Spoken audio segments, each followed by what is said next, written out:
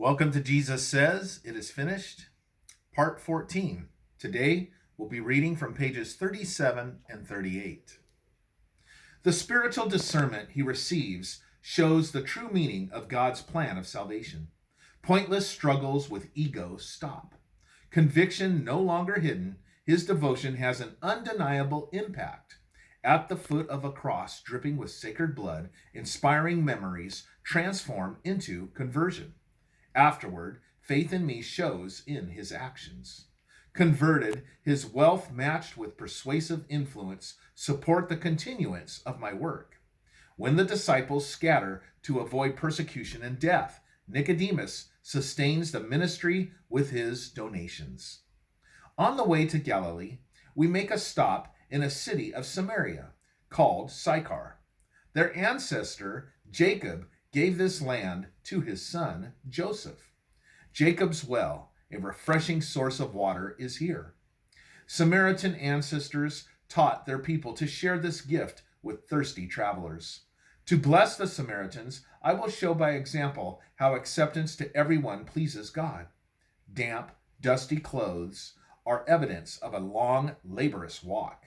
Across the road from the legendary well is a shade tree, so I take a break while hungry disciples go to the marketplace. Religious leaders teach Jews not to socialize with Samaritans. While practicing bigotry, they voice no qualms with exchanging money. Every person is equal in God's eyes, so all forms of prejudice disgust him. Prevent hurtful actions by never judging race, skin color, or facial features. One particular Samaritan woman balancing a jug on her head has my attention. To avert eye contact with gossipers, she draws water late in the morning. Routinely, she fills her jug with water and leaves, but I ask for a drink and start a conversation. Because Jacob's well is a blessing, her duty is to honor my request. A gentle response from a Galilean she hoped to ignore sparks curiosity. Custom or not, animosity between the races often prevents any notion of offering this water to strangers. Wide circles she makes to avoid the mean words flung at her are obvious.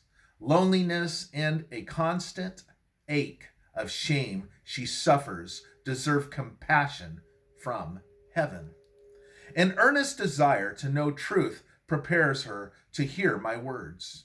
Perceiving sweet goodness in her heart, this woman will receive the key which frees ensnared souls.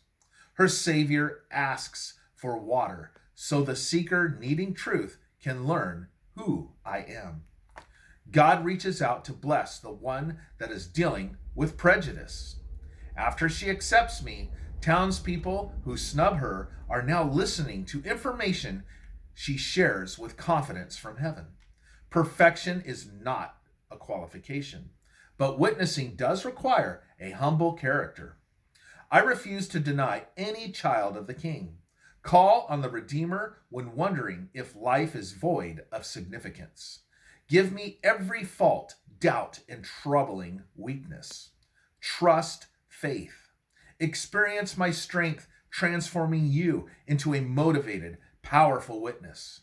Showing goodness takes sincere sympathy. Friendship is the natural wish of struggling souls. My message, foreign to unfeeling leaders of religion, is God blesses the faithful with embraces, guidance, and protection. Curiosity increasing, she wants to ask why I speak to a Samaritan woman. I explain that a strong wish for truth is helping her realize my identity. Sensitive to defensive thoughts, I say those who drink this water will continue to thirst. Everyone who accepts me, the living water, can claim the promise of immortality. Because my words seem offensive at first, she forgets to give me water. Loyal to the historical well, she assumes a stranger disrespects their father Jacob. By heaven's grace, remember, an unsatisfied longing proves a lack of spiritual connection. Pray to conquer your struggles with discontentment and enjoy a life driven by purpose. A sanctified relationship with God is an inborn part of creation. Commitment to the Word is as important as the air you breathe. We value created beings, so let us guide your journey. Forgive and point others to the cross. This is the only way to God's kingdom, from which flows a great refreshing to purify souls. Confess, believe in me, and accept the gift of eternal mercy. Promote the discovery of divine purpose by inviting love into your heart.